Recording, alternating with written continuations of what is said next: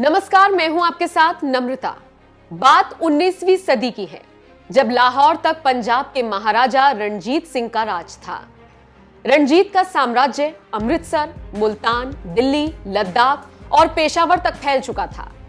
कहा जाता है कि 40 साल तक पंजाब पर शासन करने वाले रणजीत सिंह जमीन पर कम पांव रखते थे और घुड़सवारी करना ज्यादा पसंद करते थे। कहा यह भी जाता है कि महाराजा रणजीत सिंह के अस्तबल में 12,000 घोड़े थे, जिनमें हर घोड़ा बड़ा कीमती था। इन घोड़ों में से 1,000 घोड़े केवल महाराजा रणजीत सिंह के लिए ही थे।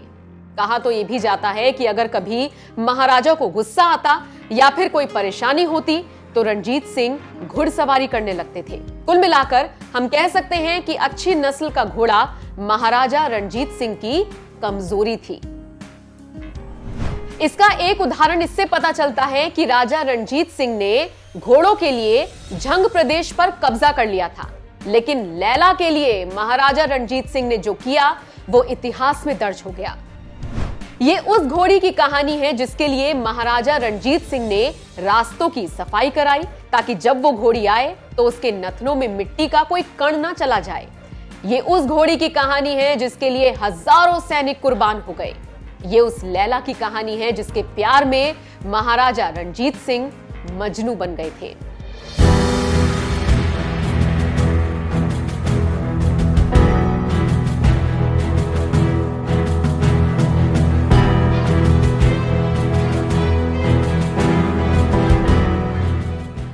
इतिहासकार बताते हैं कि लैला जितनी खूबसूरत थी, महाराजा रणजीत सिंह के अंदर उसे पाने का जज्बा भी उतना ही था। उस घोड़ी की चर्चा फारस से अफगानिस्तान तक थी। ये कहानी लैला नाम की घोड़ी की है, जिसका मालिक यार मोहम्मद रणजीत सिंह के यहां काम करता था।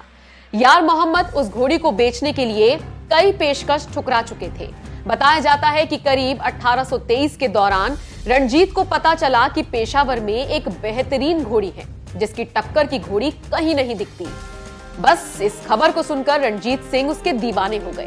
फिर क्या था, रणजीत सिंह ने उस घोड़ी को खोजने के लिए पूरी टीम बना दी, लेकिन घोड़ी का कोई पता नहीं चल पा रहा था।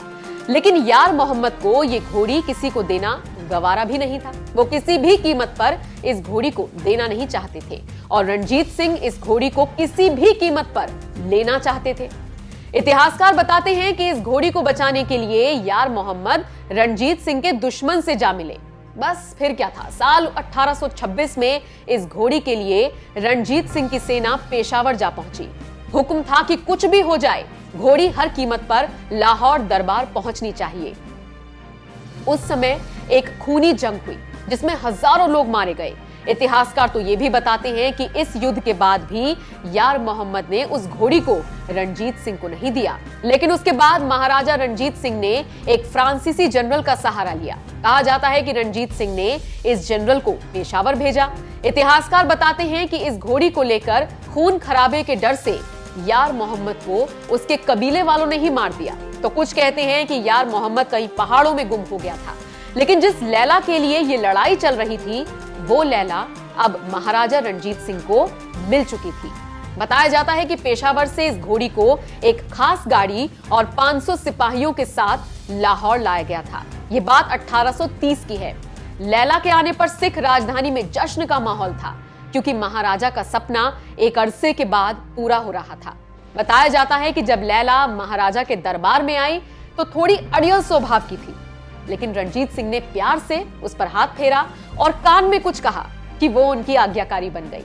उस दिन के बाद लैला ने महाराजा के अलावा कभी किसी और को अपने ऊपर सवार नहीं होने दिया।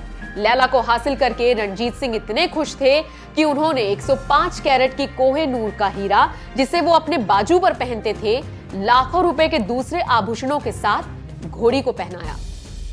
बताया जाता है कि एक बार लैला पर उनके बेटे ने बिना आज्ञा के सवारी कर ली। इस पर महाराजा इतना गुस्सा हो गए थे कि अपने बेटे को बेदखल करना चाहते थे।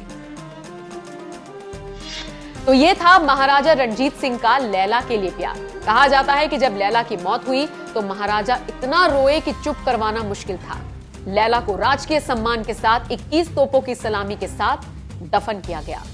आज भी उस ऐतिहासिक घोड़ी की तस्वीर लाहौर के संग्रहालय की सिख गैलरी में मौजूद है और देखने वालों को इंसान और जानवर के प्यार की कहानी सुनाती है।